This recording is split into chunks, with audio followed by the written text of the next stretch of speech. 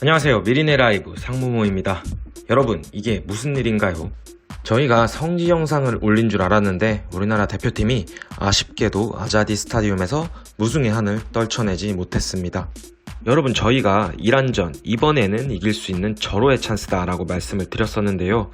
2022년 카타르 월드컵 A조 최종 예선 4차전 대한민국과 이란전이 열리기 전까지 대한민국 축구 대표팀의 이란 원정 공식 성적은 원정 경기에서 7전 0승 2무 5패로 단 한 번도 이겨보지 못했습니다. 오늘 손흥민 선수의 결승골에 힘입어 대한민국이 이란을 원정길에서 역사상 처음으로 잡아낼 뻔했지만 후반 30분 이란에게 동점골을 허용하며 아쉽게도 아자디 스타디움에서의 승리는 다음번 기회로 미뤄졌습니다. 아쉽지만 잘했다. 손흥민이 기관차같이 앞에서 끌고 김민재가 뒤에서 밀어줬다. 오늘 경기 한 줄 요약입니다. 대한민국이 이란을 아쉽게도 이기진 못했지만 다음번 아자디 스타디움에서는 이란을 물리칠 수 있을 것만 같은 대한민국의 좋은 활약을 보여줬습니다. 아자디 스타디움 원정길 경기 내용 지금부터 확인해 보도록 하겠습니다.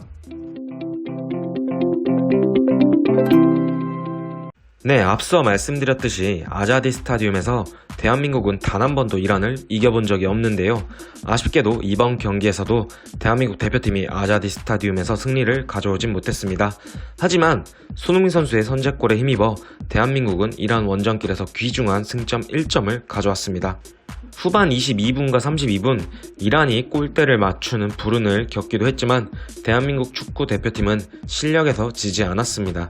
전반 막판 이란이 몰아치기 전까지 대한민국이 우세의 경기를 펼쳤다고 볼 수 있고, 이란이 선제골을 실점한 이후에는 라인을 끌어올리며 파상 공세를 펼쳤지만 역시 대한민국의 벽디치 김민재 선수는 후반 30분 이란에게 한 골을 내준 것을 빼면 철통같은 수비를 보여줬습니다.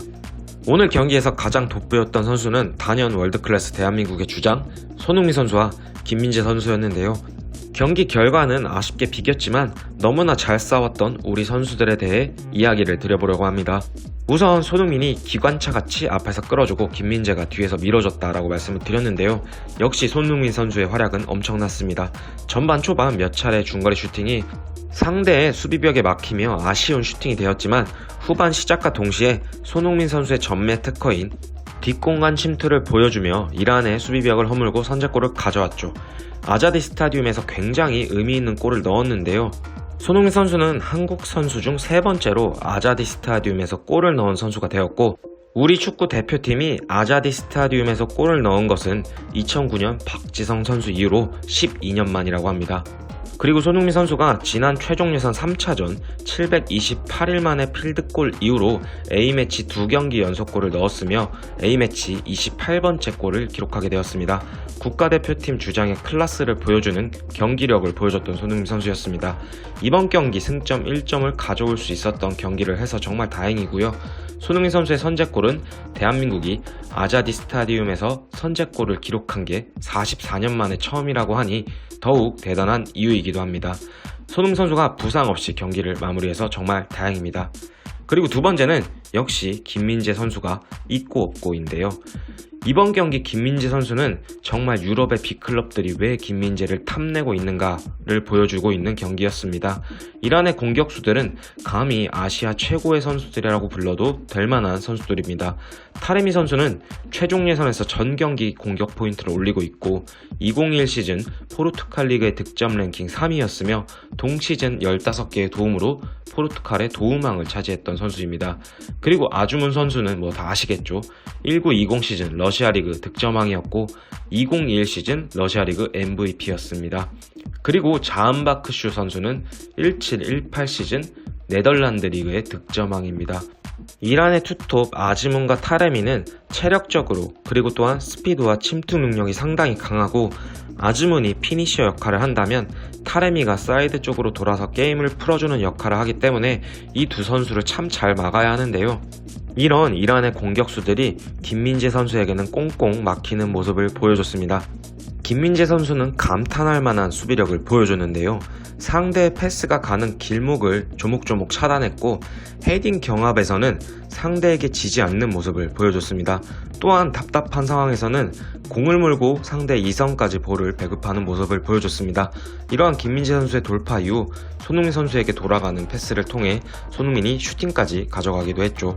그리고 이날 해설위원이었던 이동국 전 국가대표의 김민재 선수에 대한 칭찬도 일색이었는데요. 큰 키에 잔발로 뛰기 때문에 작은 선수들이 아무리 뛰어도 큰 키에 그걸 모두 다 따라가는 장점을 가졌던 김민재 선수가 이동국 전 국가대표와 같이 뛸 때는 자기 것만 열심히 했다면 이번 경기에서는 차원이 다른 클래스를 보여줬다고 해설 중 말씀을 주셨죠. 저희도 유독 인터셉트 장면과 중원으로 공을 끌고 가는 모습에서 김민재 선수가 눈에 많이 띄는 모습을 볼 수 있었고 김민재 선수의 발전된 모습을 볼 수 있었습니다. 대한민국에서 월드클래스 수비수가 나올 것만 같은 예감이 듭니다. 그리고 이날 경기에서 이재성 선수가 황의조 선수 뒤에서 엄청난 활동량으로 많이 뛰어주는 모습을 볼 수 있었고요. 정우영 선수가 수비형 미드필더로 김민재 선수 앞에서 투지 넘치는 플레이를 볼 수 있었습니다. 그리고 역시 빛이 난 선수가 또 한 명 있죠. 황인범 선수가 중앙이면 중앙, 사이드면 사이드, 원터치의 간결한 볼 플레이로 적시적소에 볼을 배급하는 모습 또한 황인범 선수가 러시아에서 많이 성장한 모습을 볼 수 있었는데요. 이런 경기력에는 벤투 감독의 9월과는 달라진 게임을 풀어가는 모습 또한 볼 수 있었습니다. 벤투 감독이 중동 팀에게는 승률이 나쁘지 않고 이란 원정길을 떠날 때 벤투 감독의 인터뷰가 화제가 됐었죠. 대한민국이 이란 원정길인 아자디 스타디움에서 단 한 번도 이기지 못했지만 그것은 과거일 뿐 미래는 지금부터 만들어가야 할 것이라며 승점 3점을 가져오겠다는 출사표를 던졌었는데 아쉽게도 승리로 가져오진 못했습니다만 귀중한 승점 1점을 가져왔습니다. 벤투의 축구는 측면 쪽을 많이 활용하는 축구인데 전반 초반에는 황희찬의 중앙 쪽 공격과 황의조를 이용한 중앙 플레이가 돋보였었고 9월의 벤투와 다른 점은 우리 선수들이 박스 근처의 사정거리에서는 슈팅을 아끼지 않는 모습이 정말 많이 바뀐 모습입니다. 시리아전에서는 손흥민 선수도 8개의 슈팅을 시도하는 등 달라진 대표팀을 보여줬다는 점입니다. 공격의 마무리는 역시 슈팅이기 때문에 공격수가 마무리를 짓고 올라와야 하는데요. 전술적인 부분에서 슈팅을 아끼지 않는 모습을 볼 수 있었고 9월의 한국보다 나아졌다는 경기력을 볼 수 있었습니다. 물론 선제골을 득점한 뒤 이란의 파상 공세에 15분간 몰렸지만 이란은 피지컬 측면으로 강인한 팀이고 상대를 강하게 압박하는 스타일이기에 대한민국 대표팀이 원정길에서 잘 싸웠다고 볼 수 있는 경기였습니다.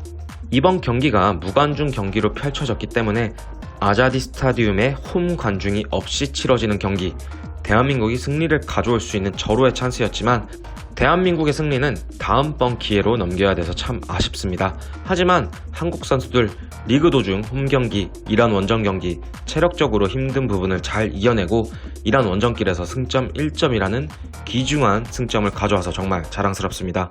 이제 또다시 체력 안배를 잘해서 소속팀으로 돌아가 최고의 활약을 보여줬으면 하네요. 대한민국 축구 파이팅입니다.